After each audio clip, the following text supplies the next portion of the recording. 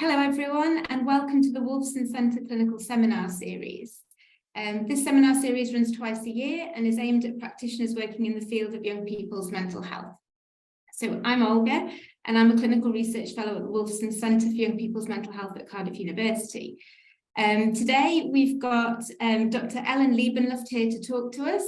Dr. Leibenluft is a senior investigator and chief of the section on mood dysregulation and neuroscience in the Emotion and Development branch at the National Institute of Mental Health Intramural Research Programme. Her research focuses primarily on the brain mechanisms involved in severe irritability in children and adolescents, and her work involves the use of cognitive neuroscience techniques and neuroimaging modalities, primarily functional MRI.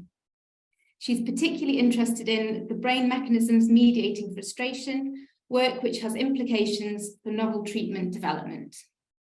So today, Ellen's going to talk to us about pediatric irritability, what we know and what we need to learn. And before we start, I just want to let you know that the seminar will last about an hour. The talk will be about 40 minutes, followed by 20 minutes left for questions and discussion. And just to say that you can post your questions via the Q&A box during or after the talk, and you should be able to see that at the bottom of your Zoom screen.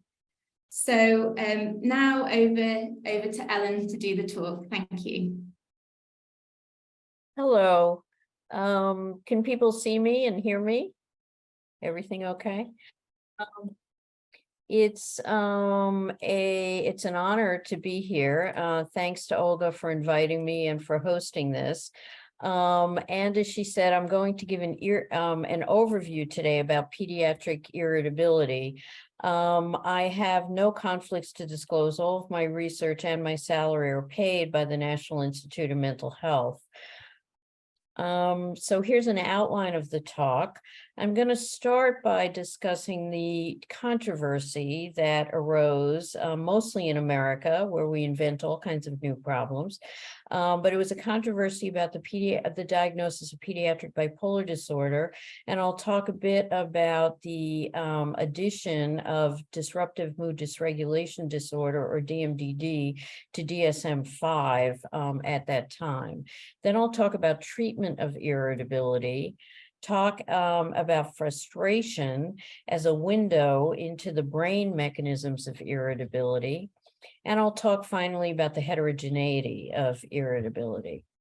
What's irritability? So the working definition that we're using is a proneness to anger that may reach a pathological extent. Okay, a proneness to anger that may reach a pathological extent. And as I talk in the first part of my talk about the controversy about DMDD, you'll get a better sense of how that's operationalized clinically. So the controversy, this happened, and as I said, it was centered mostly in America in the beginning at the turn of the century, actually, the turn of the 21st century into the 00s. And thought leaders in child psychiatry in America advanced the notion that bipolar disorder presents differently in youth than it does in adults. So in adults, of course, since the time of the ancient Greeks, bipolar disorder has been characterized by episodes of mania and depression. So an episode is characterized by a change in mood from baseline, and that change in mood is accompanied by changes in other symptoms. So, for example, in an episode of mania, you have a change in mood in terms of increased euphoria or irritability relative to your baseline. And that's accompanied by changes in sleep and activity, thought processes, etc. Now, the hypothesis that started gaining currency in the States was that bipolar disorder in youth is not episodic, that it presents differently, and instead it's characterized by severe chronic irritability and ADHD symptoms. Well, that kind of change in conceptualization resulted in the rates of bipolar disorder just skyrocketing, because ADHD and irritability is much, much more common than episodic bipolar disorder in youth. Chronic irritability and ADHD, this phenotype here, as practitioners will know, is extremely common. I'm going to talk a little bit more about that later. But so all of a sudden, there was an epidemic of pediatric bipolar disorder in America. And this was important clinically because bipolar disorder is, of course, often treated with antipsychotic medication or with lithium. And these are, of course, very, very significant drugs to be putting youth on. Of course, any drugs are very significant, but these have particularly high side effect burdens and potential long-term consequences. And on the other hand, stimulants or serotonergic reuptake inhibitors, and I'll show you a bit about why those may possibly, and I'm going to be very circumspect here because that's all that the data warrant, but those may have some role. These may have some role in treating irritability, but they're contraindicated if you think a child has bipolar disorder. So this was not just an academic, so to speak, question about how do you diagnose bipolar disorder in youth. So if bipolar disorder in youth, I'm going to go back to the last slide. If this is how bipolar disorder presents in youth, ADHD and irritability, you would expect that as these youth get older, they will develop manic episodes. Otherwise, it's hard to call it bipolar, right? So the way to answer the question of whether this is how bipolar disorder presents in children is to follow children with chronic irritability with and without ADHD and see whether they develop manic episodes. So a number of people have done that. These are really mostly retrospective analyses of existing longitudinal epidemiological data sets. And this is a meta-analysis of 9 cohorts. And here you see the total number of youth in it. And what you have here on this this line here is an odds ratio of 1. So if this diamond is to the right, it means that irritability in youth is associated with increased risk for that phenotype, for that diagnosis in late adolescence and early adulthood. And so you can see here that irritability in youth is associated with an increased risk for depression in adulthood and late adolescence, early adulthood, increased risk for depression, anxiety, and oppositional defiant disorder, but that, of course, is a little bit tautological. Importantly, it is not, irritability in youth is not associated with bipolar disorder later in life. So this basically says that bipolar disorder should be diagnosed in youth the same way it is in adults, that you should be looking for episodes of irritability. Now we're talking about for mania. If there's irritability, it has to be in the context of a distinct change in mood, accompanied by these other symptoms like changes in sleep, etc. It has to be an episode. It can't just be chronic irritability. Now, this association, so I've just showed you there's a longitudinal association between irritability on the one hand and unipolar depression, major depressive disorder, and anxiety later on. Turns out that there's also a genetic association there between irritability on the one hand and anxiety and depression on the other. And that's what this particular statistic here shows. So irritability on the one hand and depression and anxiety on the other are tied up. They happen at the same time. So they're tied up cross-sectionally. They're also tied up together, associated together longitudinally, and also genetically from a perspective of genetic epidemiology. I'll have more to say about that in terms of particular work done in Cardiff later in the talk. What this statistic shows you here is that irritability is heritable. It's heritable to about the same extent that anxiety or major depressive disorder are heritable, which is of course less than ADHD or schizophrenia or autism, but it is moderately heritable.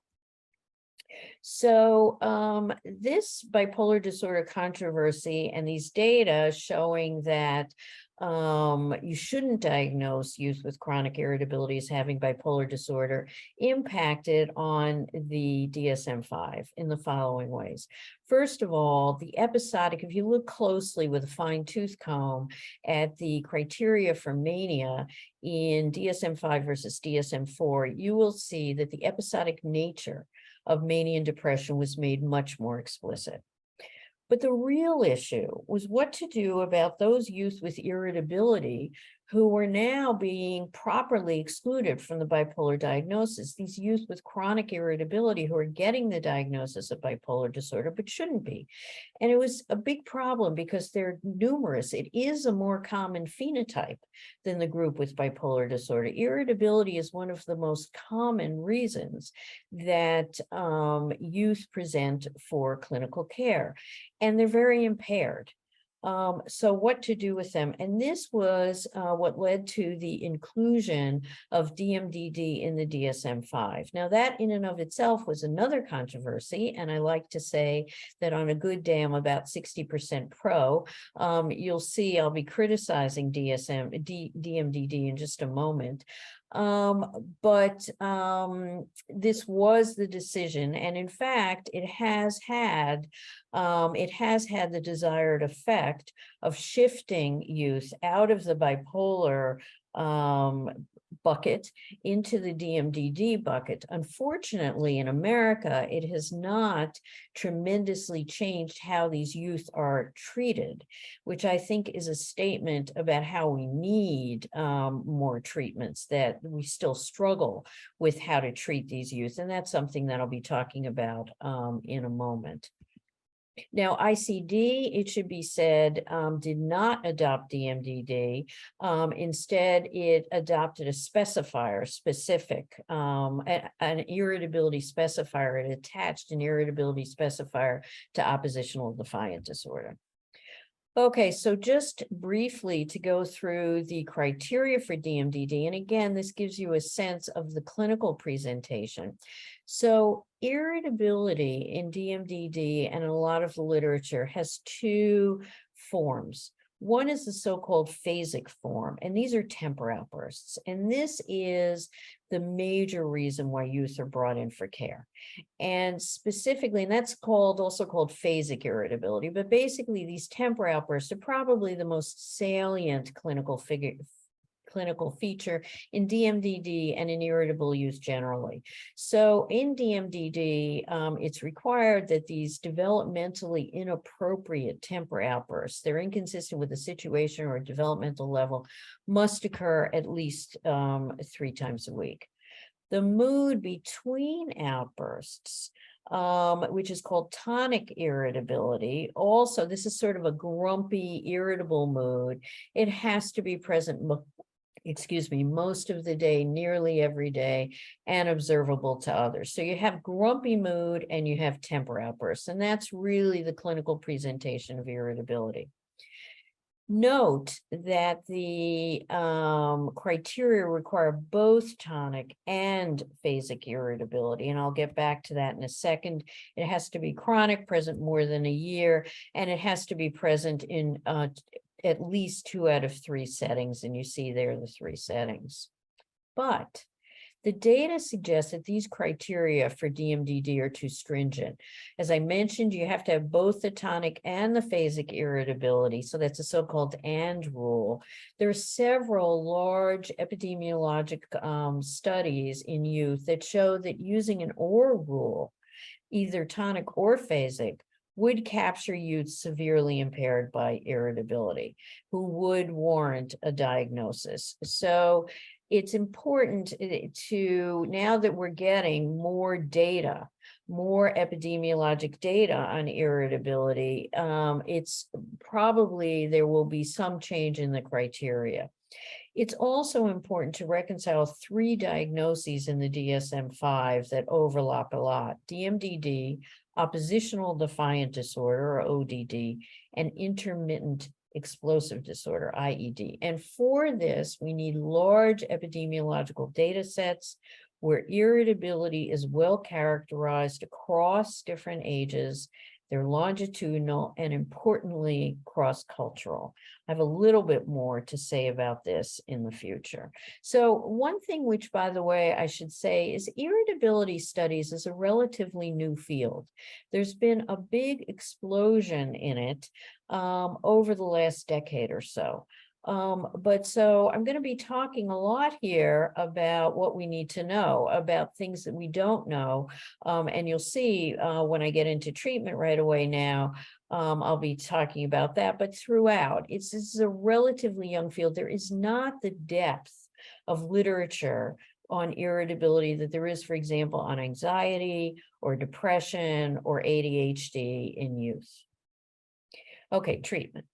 So first, let's talk about psychotherapy, and it's really, really important to acknowledge. And we have, I think, more of a problem in this with this in America than you do in the in Wales or the UK, because of the nature of your healthcare delivery system. We under-reimburse and undervalue psychotherapy, and that is a huge problem in the treatment of irritability, because the treatment of irritability really requires a broad approach with psychotherapy, which I'm going to be talking about, with school assessment. Does the child have learning disorders? Is the school, is the classroom setting and the teaching approach appropriate to this child? But psychotherapy is definitely, it's not all about medication, in other words, and psychotherapy is very important, but the evidence base is thin. And most of the literature is not specific to irritability per se. So for example, let's look here first at parent management training. So most of you probably know a bit about parent management training, where, like it says, it trains the parents to increase positive interactions with the child, to set clear and consistent limits.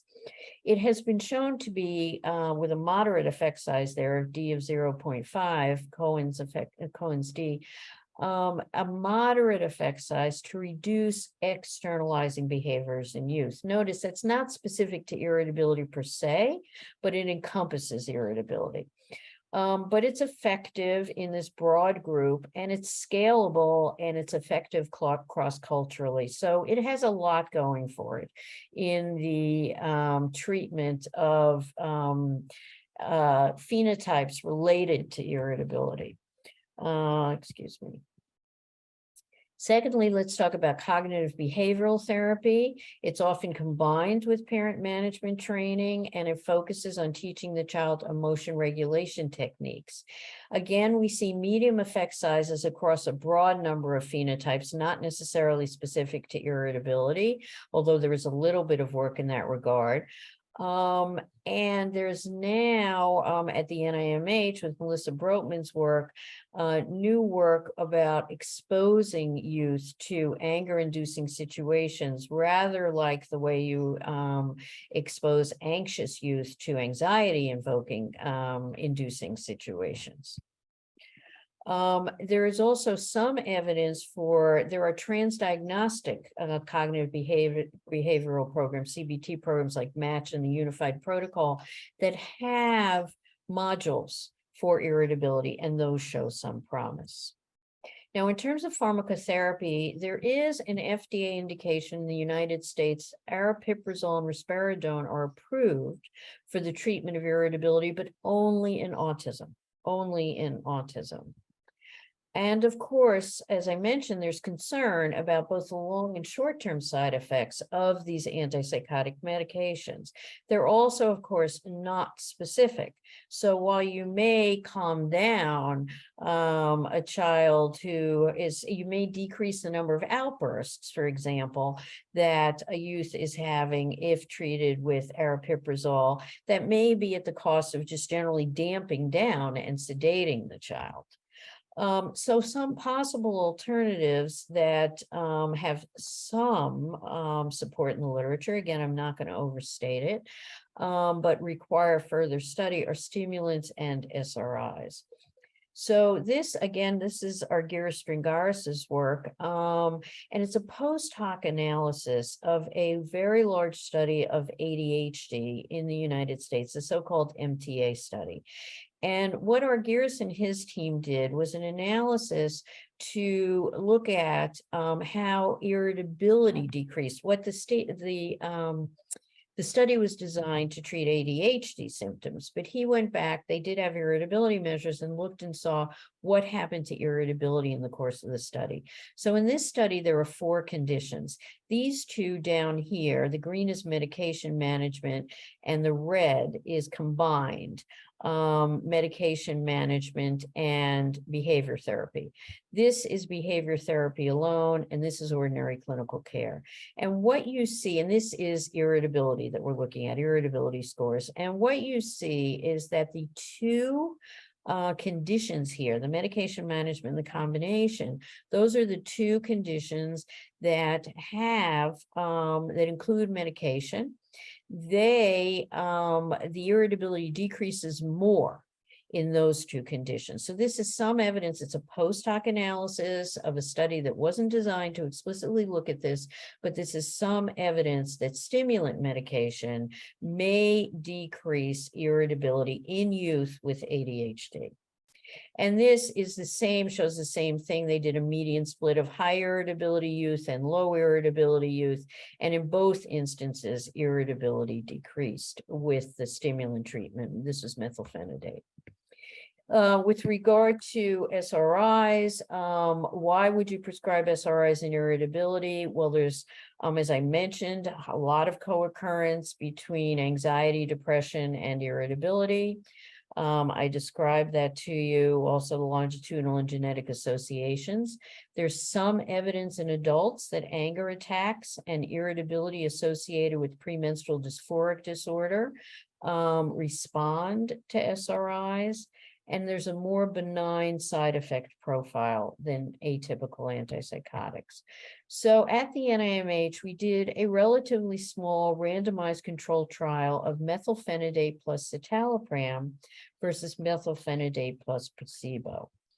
This is the design. I want to point out to you that the children are all taken off of, and they all had DMDD. They're all first taken off of all medication.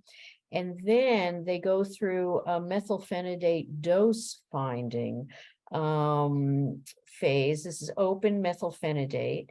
And then they're randomized. They continue the open methylphenidate and they're randomized to methylphenidate plus placebo versus methylphenidate plus citalopram for 8 weeks. And these are the results. First of all, importantly, this is open methylphenidate. Notice the irritability is going down.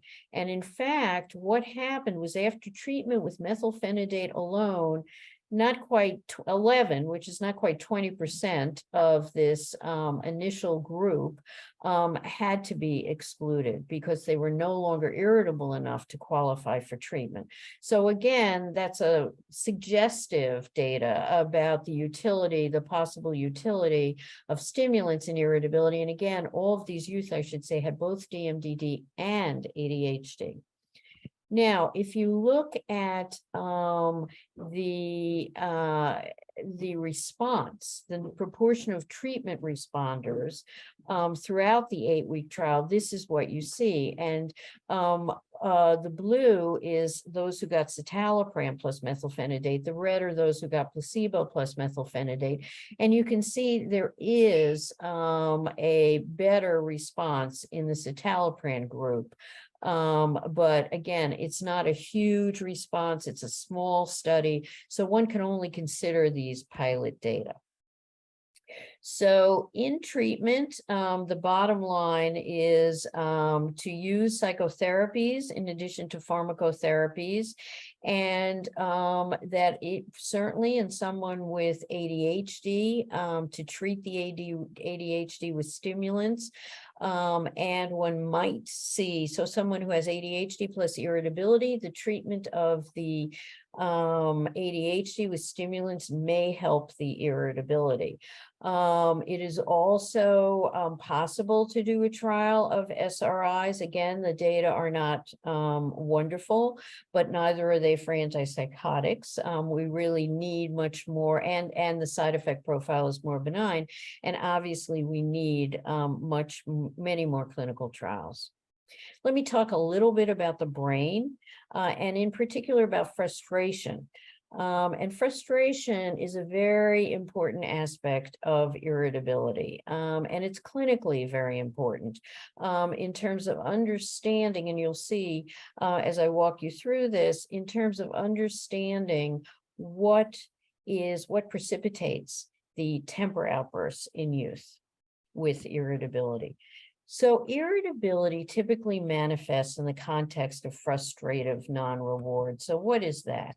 Frustrative non-reward is the normal emotional and behavioral response to omission of an expected reward. You expect to get a reward, you don't get it, you have blocked goal attainment. That's frustration. And this was first described by Amsel in 1958 in rodents, and has since been shown in other animal models, and as I'll show you, in humans. So the idea here is that the animal learns through conditioning that when the light is on and it presses the lever, it will get food. And then the paradigm changes. And now when the rodent presses the lever, the light is on, the rodent presses the lever, there is no food delivered. And that induces a state of frustration in the rodent. And this state of frustration is associated with increased motor activity and aggression. And here I'll show it to you with some mice. So here's a mouse who learns that if it pokes its nose in the hole at on either side of this tube, it will get sugar water.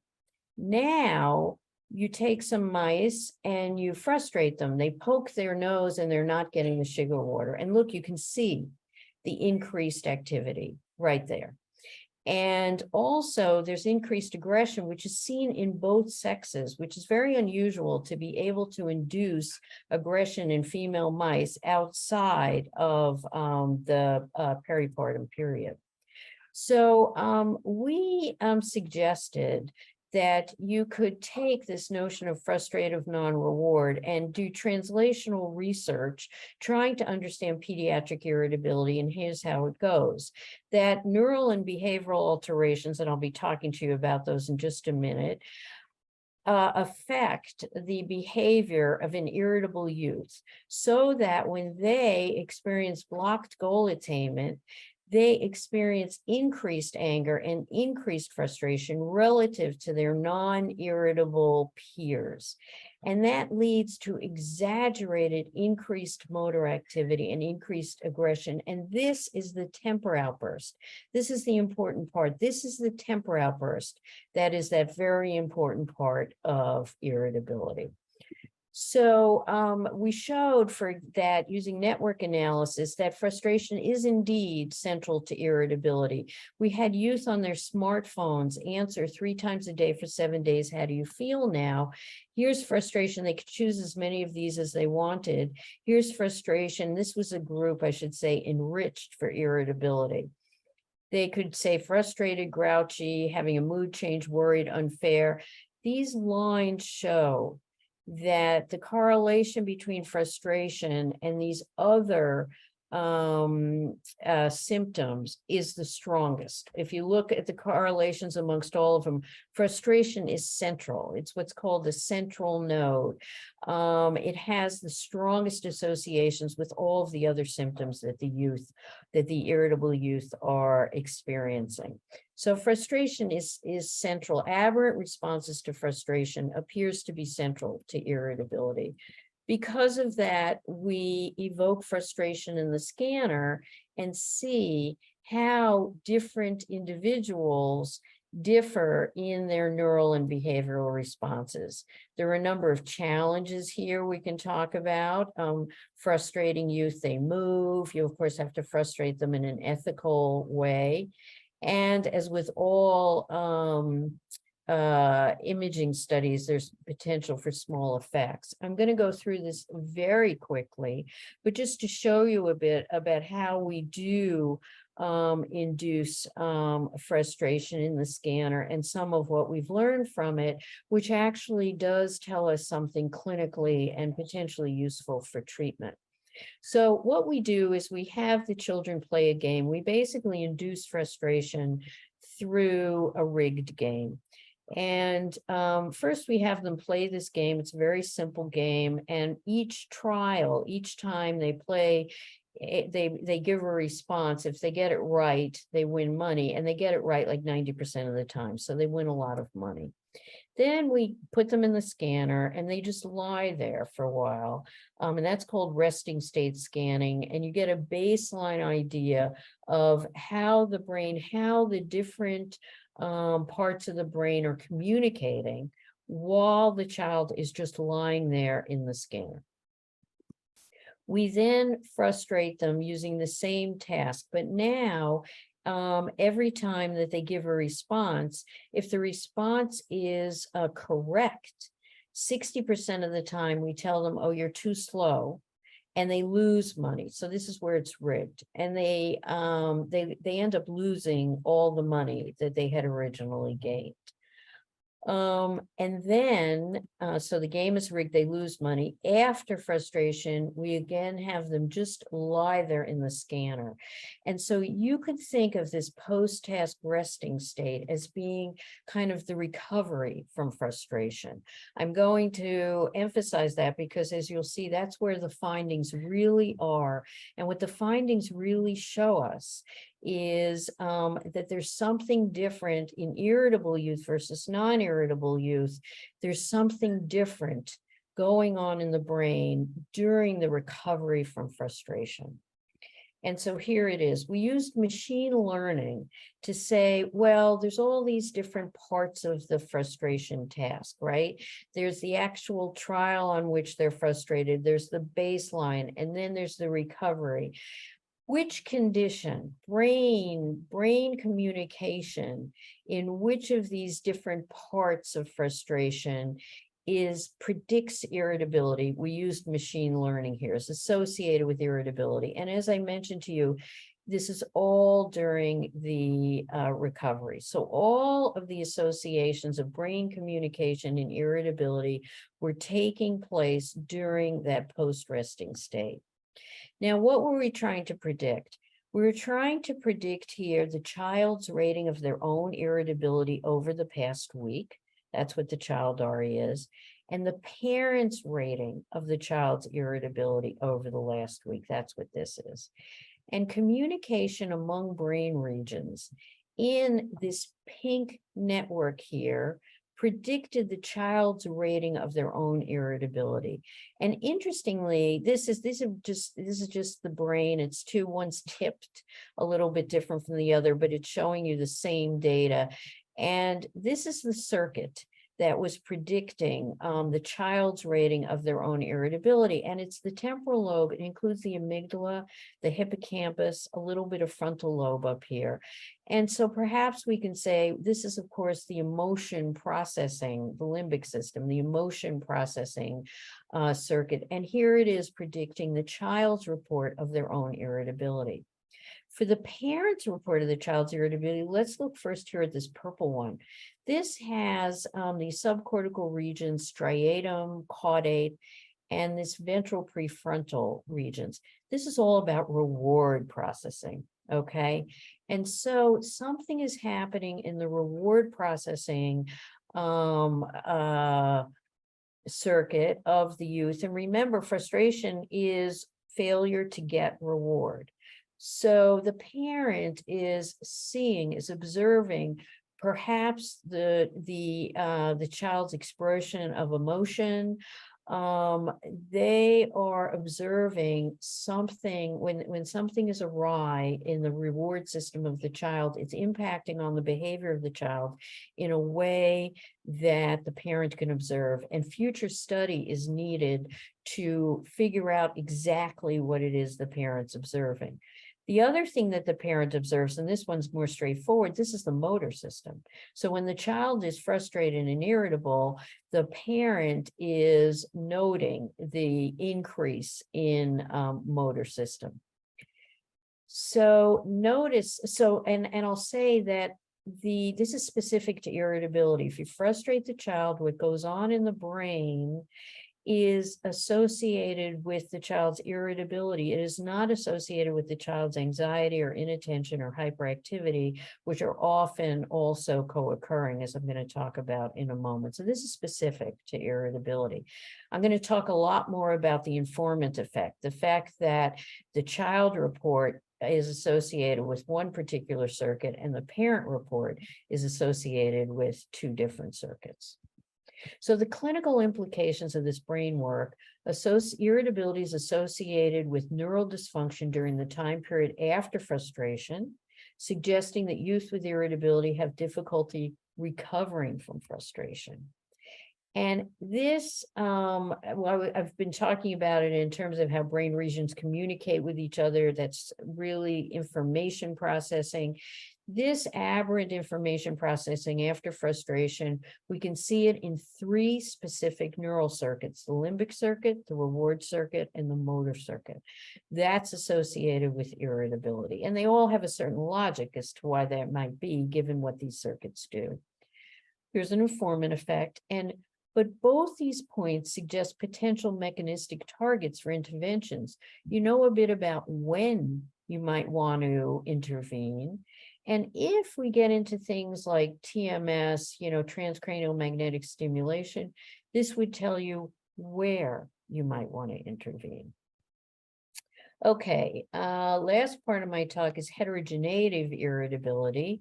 So we've learned some things about irritability, but it's complicated. And one source of complexity is heterogeneity.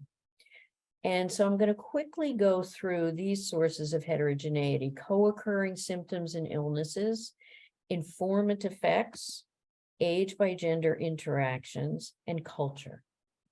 So first of all, irritability tends to travel with a lot of other symptoms and diagnoses. The most common probably being ADHD. So about 40 to 50% of youth with ADHD have clinically significant irritability. And in fact, Joel Nigg has proposed a DSM subtype. One common question is whether inhibitory control deficits are the link between irritability and ADHD. ADHD, of course, you have all kinds of inhibitory control deficits. The literature is mixed as to whether youth with irritability have difficulty with inhibitory control, either at baseline or when they're frustrated. Perhaps when they're frustrated, they have deficits in inhibitory control, and that's why they have an outburst. As I say, the literature is mixed on this. Another very important link that people are not so aware of is links between irritability and suicidality. I've already spoken some about links between irritability and major depression, but longitudinal studies in adolescents show links between irritability and suicidality. This is obviously very clinically important in terms of screening appropriately in irritable children.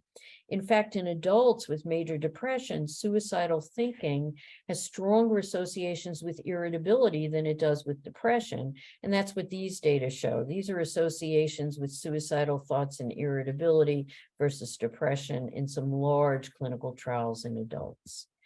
And in these trials, an early decrease in irritability predicts antidepressant response. So again, that's something that can be monitored clinically. I don't have time to get into it, but anxiety, autism spectrum disorders, and PTSD also have a lot of co-occurrence with irritability. Now, these are some really important data from Anita's group with Lucy Riglin on age by gender effects on irritability. A large clinical study, a large longitudinal epidemiological study in the UK, the ALSPAC study. And what they found, very importantly, for some reason, I'm having difficulty advancing.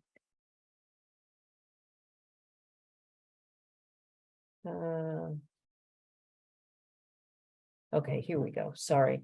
What they identified was a child onset phenotype, that there was clinically significant irritability in 2.4% of the population.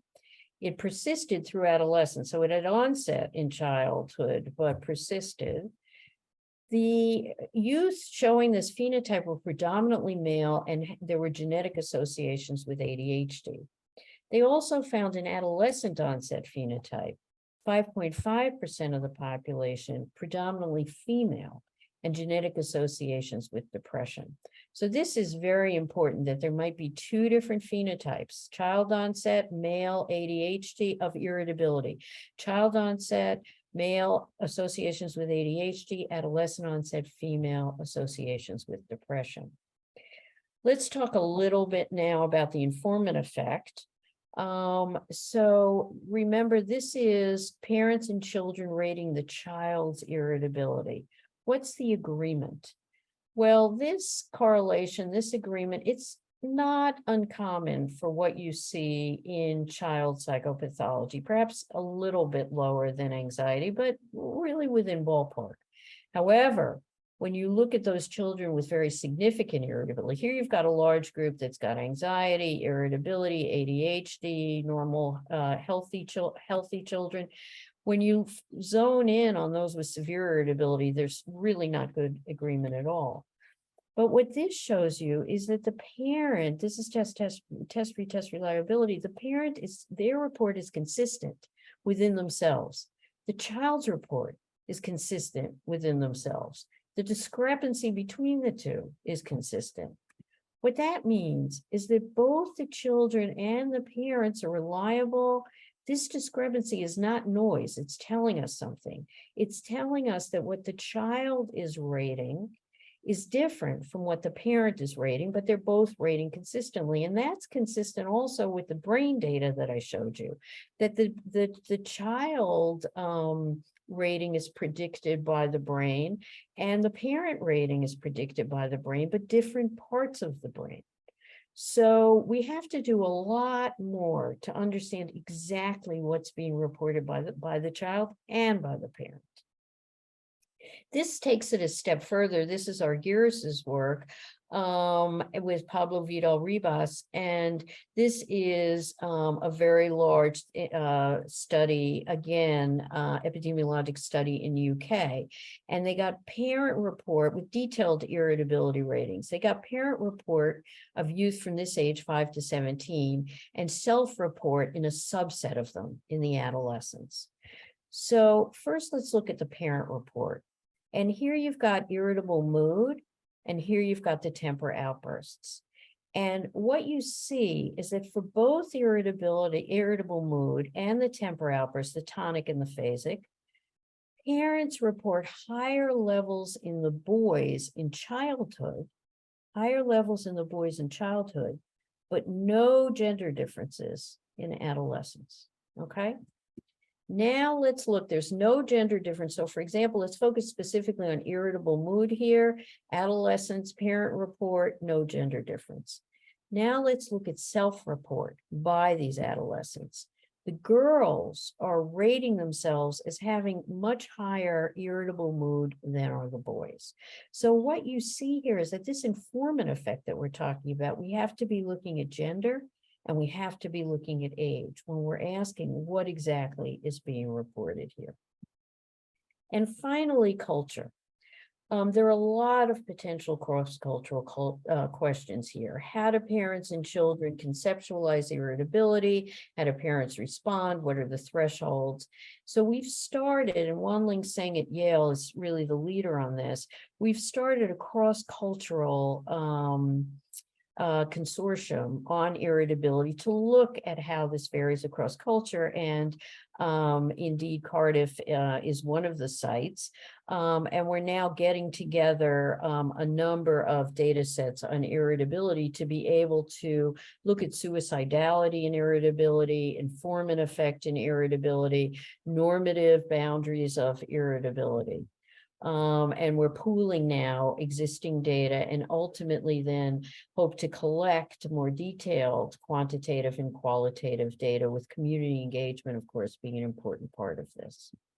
So last slide, chronic irritability is not a pediatric presentation of bipolar disorder.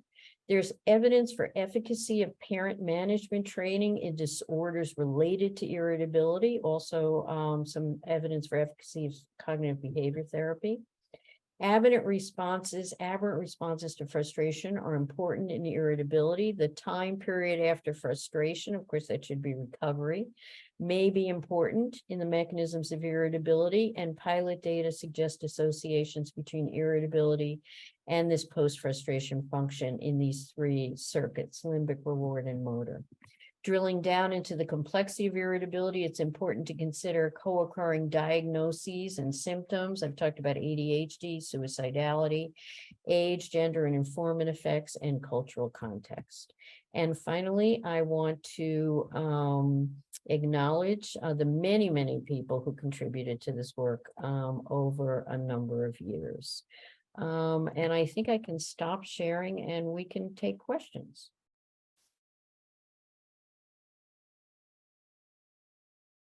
Thank you so much, Helen, for your talk. It was very interesting to me. Obviously, I have a big interest in irritability.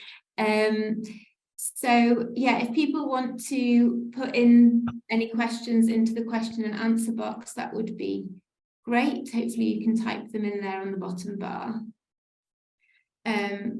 Yes, I should say that I didn't have time to go through all the very interesting data that there are, but Olga has done some particularly interesting work on associations between maternal depression and irritability, which is another very important risk factor. So we have our first question. So it's from Amy, and she asks, is there evidence of different genetic associations with parent versus self-reported irritability? Hello, Amy. No,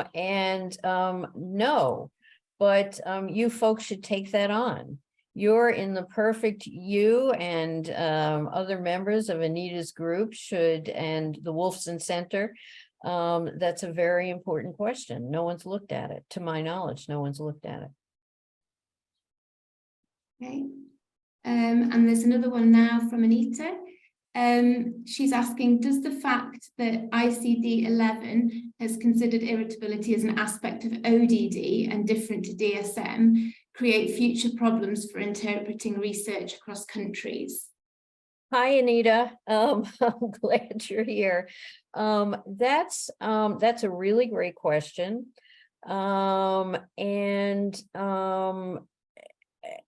We don't know, hopefully not. I think, as I said, that the DSM, I'll just speak to the DSM, does need some work in terms of the fact that there are these three different diagnoses, and mostly in terms of the fact that the cutoffs are not based on data.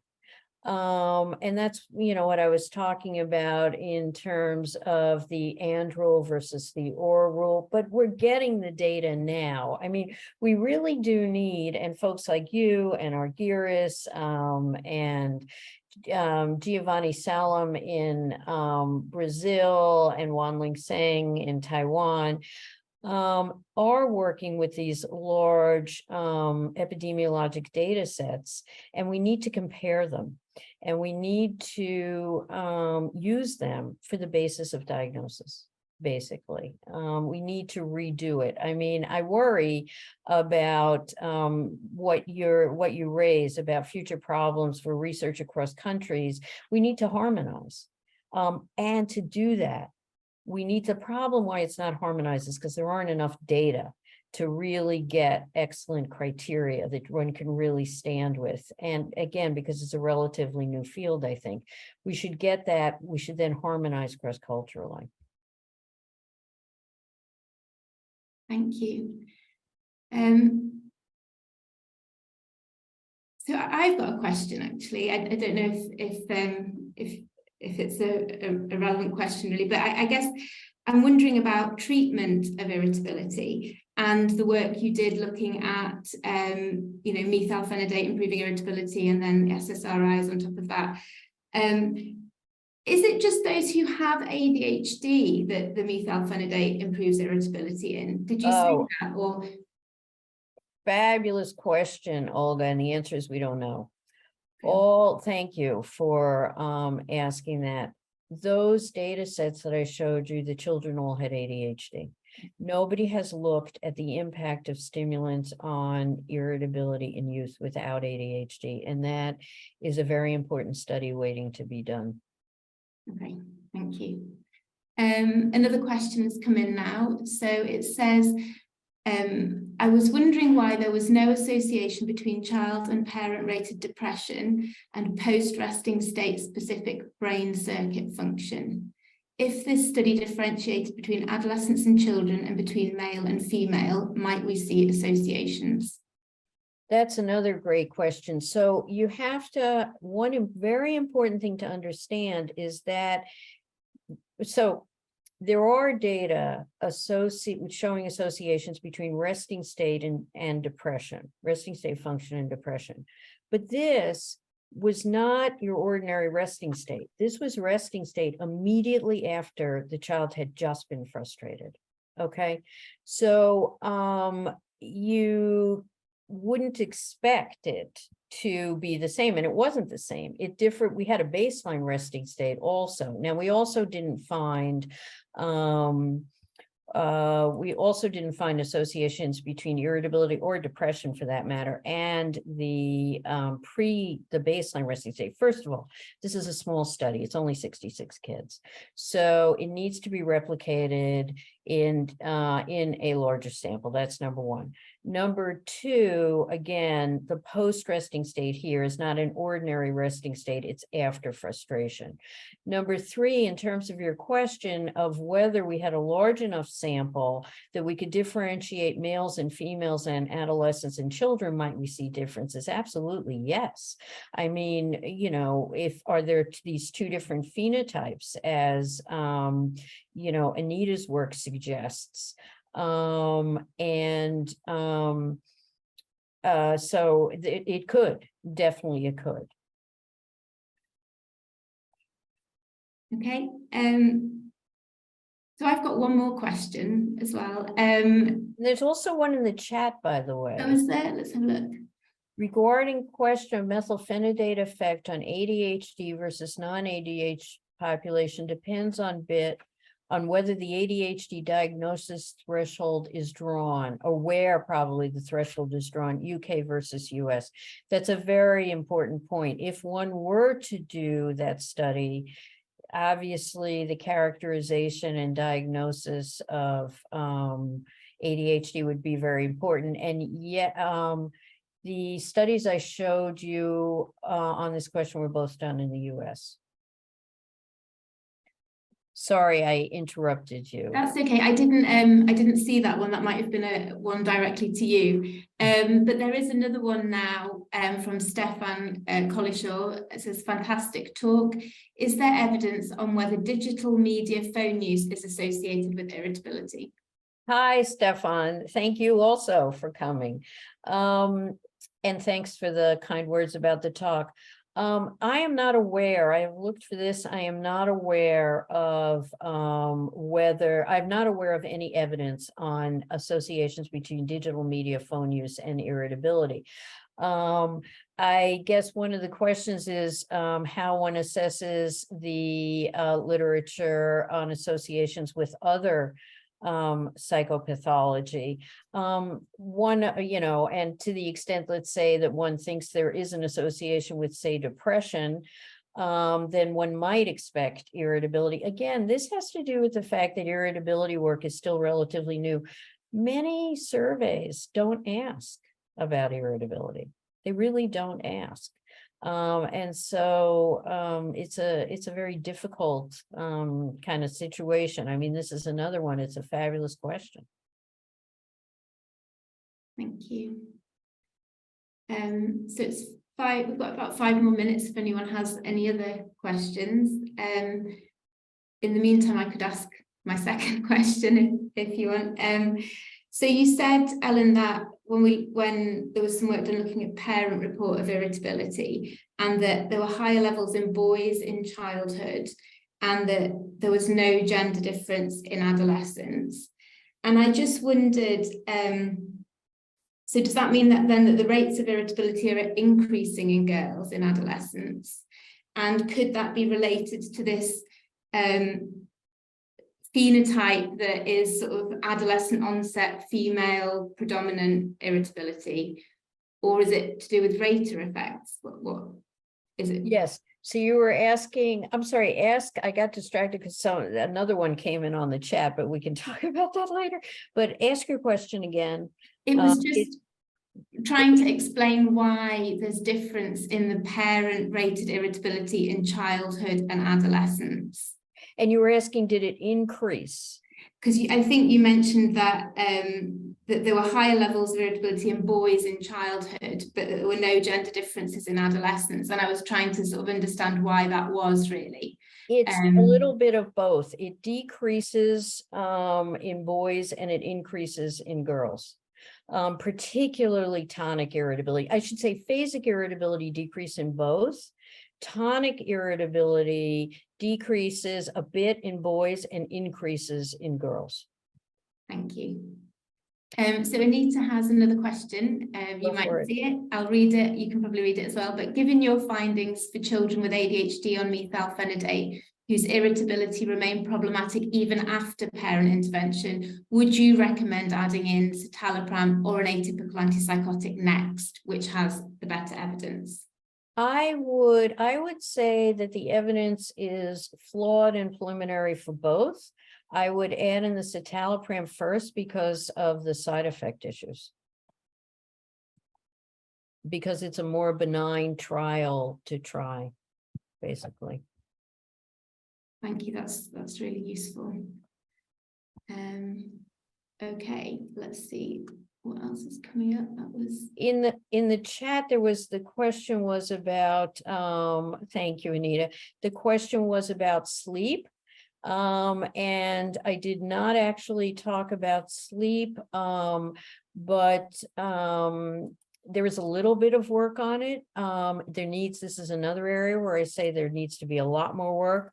What work has been done is based on report of sleep and does show associations between decreased sleep and irritability the next day. That needs to be replicated using actigraphy. There are no data about the use of melatonin for irritability. Okay, thank you. Okay, I think we're at 3 o'clock now. So just time to say thank you so much for your talk. It was very informative and we really appreciate it. So thank you. Well, thank you so much for inviting me. It's really been a pleasure to be able to work with the Wolfson Center, which, you're doing so much great work. And I look forward to talking with you more. Thanks for your great questions.